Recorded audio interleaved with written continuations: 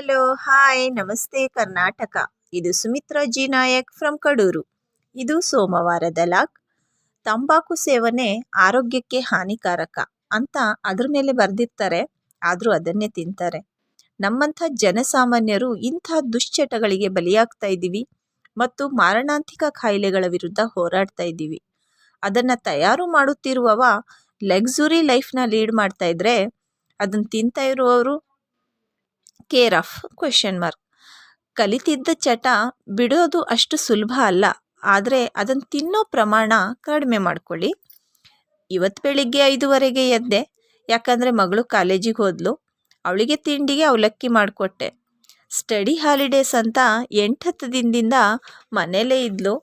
ಇವತ್ತು ಹಾಸ್ಟೆಲಿಗೆ ಹೋದಾಗ ಮನಸ್ಸಲ್ಲಿ ದುಃಖ ಆಗಿದ್ದು ಸಹಜ, ಕಣ್ತುಂಬಿ ಬಂತು. ಆದರೂ ಅವಳ ಹತ್ರ ತೋರಿಸ್ಕೊಳ್ಳಿಲ್ಲ, ಯಾಕಂದರೆ ಅವಳೆಲ್ಲಿ ವೀಕ್ ಆಗಿಬಿಡ್ತಾಳೋ ಅಂತ. ಅಡುಗೆ ಕೆಲಸ ಎಲ್ಲ ಮುಗಿಸ್ಕೊಂಡು ಕೆಲ್ಸಕ್ಕೆ ಹೋದೆ.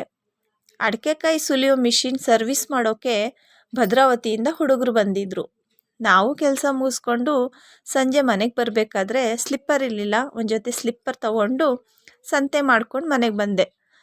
ತಂದಿದ್ದ ಸೊಪ್ಪನ್ನೆಲ್ಲ ಕ್ಲೀನ್ ಮಾಡಿ ತರಕಾರಿಗಳೆಲ್ಲ ಜೋಡಿಸಿ ಫ್ರಿಜ್ಜಲ್ಲಿ ಇಟ್ಕೊಂಡೆ.